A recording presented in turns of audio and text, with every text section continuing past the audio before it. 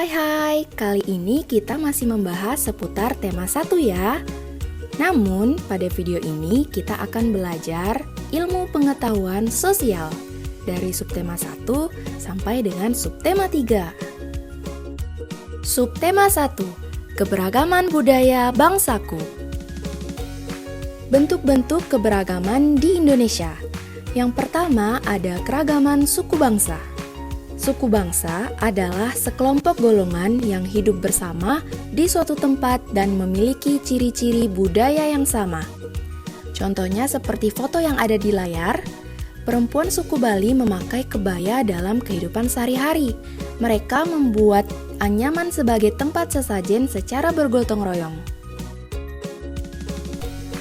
Nah, berikut merupakan contoh suku bangsa di Indonesia, dari Pulau Sumatera sampai dengan Kepulauan Maluku dan Papua. Yang pertama, di Pulau Sumatera ada berbagai macam suku, contohnya suku Batak, Minangkabau, dan Aceh. Kemudian di Pulau Jawa dan Bali terdapat suku Jawa, Sunda, Betawi, dan Bali. Kemudian Pulau Kalimantan ada suku Dayak, Banjar, dan suku Melayu. Di Sulawesi ada suku Bugis, Minahasa, dan suku Buol. Kepulauan Nusa Tenggara ada suku Sasak, Sumba, dan Dawan. Dan yang terakhir, Kepulauan Maluku dan Papua ada suku Tobelo, Dani, dan Asmat. Yang kedua ada keragaman bahasa. Bahasa adalah alat komunikasi yang digunakan oleh manusia. Bahasa yang digunakan setiap suku bangsa tentunya berbeda-beda. Berikut merupakan contoh-contoh bahasa daerah yang ada di Indonesia. Misalnya, bahasa Batak yang digunakan di daerah Sumatera Utara, bahasa Sunda di daerah Jawa Barat, dan bahasa Betawi di daerah DKI Jakarta. Yang ketiga ada keragaman rumah adat. Setiap provinsi di Indonesia memiliki rumah adat yang berbeda-beda. Contohnya, di Sulawesi Selatan ada rumah tongkonan.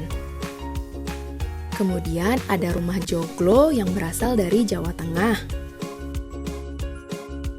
Rumah gadang di Sumatera Barat. Dan honai di Papua. Yang keempat ada keragaman tarian. Tari adalah salah satu bentuk kesenian yang memadukan antara gerakan tubuh dan iringan musik. Contohnya seperti tari kecak dari Bali. Lalu ada tari cendrawasih yang juga berasal dari Bali. Tari perang dari Papua. Dan tari jaipong dari Jawa Barat. Yang kelima juga ada keragaman pakaian tradisional. Pakaian tradisional atau pakaian adat merupakan pakaian khas suatu daerah yang biasanya dipakai dalam acara adat. Contoh pakaian adat dari Sumatera Barat bernama Bundo Kanduang, dari Jawa Tengah bernama Beskap, dan dari Bali bernama Payas. Lalu yang keenam ada keragaman senjata tradisional. Senjata tradisional digunakan sebagai pelengkap pakaian adat biasanya. Contohnya seperti rencong yang berasal dari Aceh, keris dari Jawa, dan tombak trisula dari Sumatera Selatan.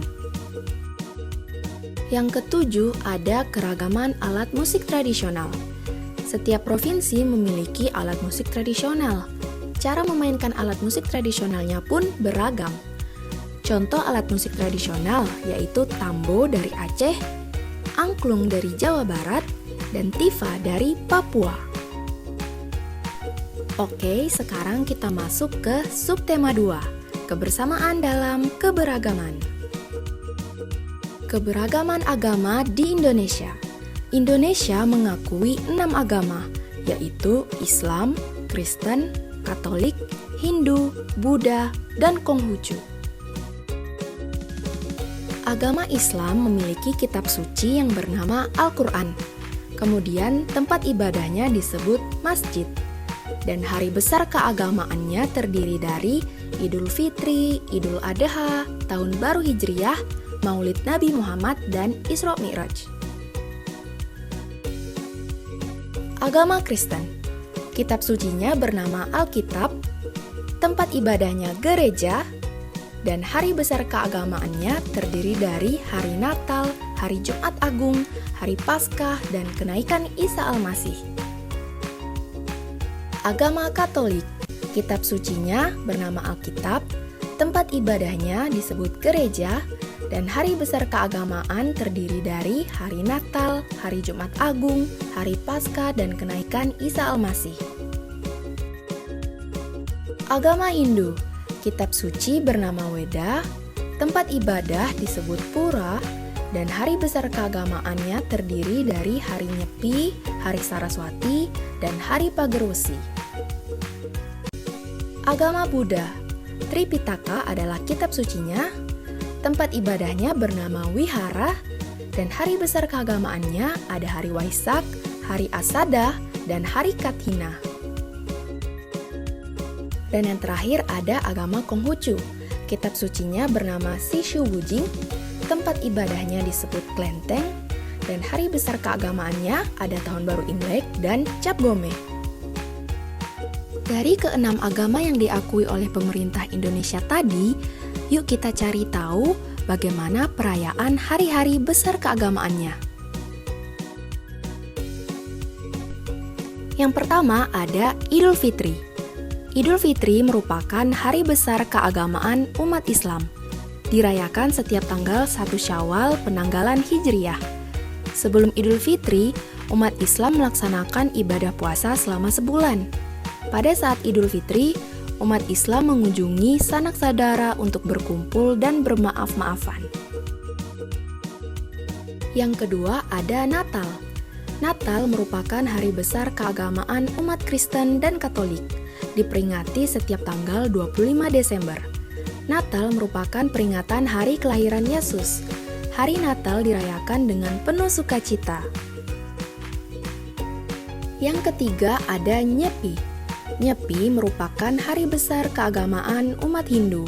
Dirayakan setiap tahun baru Saka pada penanggalan Saka. Saat perayaan Nyepi, umat Hindu berdiam diri di rumah tanpa melakukan aktivitas apapun selain berdoa dan introspeksi diri. Yang keempat ada Waisak. Waisak merupakan hari besar keagamaan umat Buddha. Perayaan Waisak di Indonesia biasanya dipusatkan di Kompleks Candi Borobudur. Dan yang terakhir ada Tahun Baru Imlek. Imlek merupakan hari besar keagamaan umat Konghucu. Perayaan Tahun Baru Imlek dimulai dari hari pertama pada bulan pertama penanggalan Tionghoa. Pada perayaan tersebut terdapat tradisi pembagian angpau setelah sembahyang di kelenteng. Selanjutnya kita beralih ke subtema 3, bersyukur atas keberagaman. Indonesia terkenal sebagai negara yang kaya akan keragaman budaya dan tradisi, salah satunya makanan tradisional. Berikut merupakan contoh-contoh makanan tradisional yang tersebar di seluruh wilayah Indonesia. Contoh yang pertama ada nasi timbel, yang berasal dari Jawa Barat. Nasi timbel ini dibungkus dengan daun pisang. Beras yang digunakan adalah beras bagoto, yaitu beras merah campuran. Nasi timbel terdiri dari nasi, ikan goreng, tempe, sambal terasi, dan lalapan. Yang kedua ada nasi jinggo dari Bali. Nasi pulen yang dibungkus daun pisang dengan porsi kecil, itulah nasi jinggo. Dilengkapi dengan mie goreng dan suiran ayam pedas. Yang ketiga ada papeda dari Papua. Papeda ini terbuat dari bubur sagu. Papeda memiliki rasa tawar. Biasanya disajikan dengan tongkol atau mubara kuah kuning. Dan contoh yang keempat ada bubur Manado dari Sulawesi Utara. Bubur Manado ini merupakan bubur putih yang berisi campuran jagung manis, labu, kangkung, bayam, dan kaldu ayam. Bubur Manado juga dapat disajikan dengan suiran ikan cakalang goreng.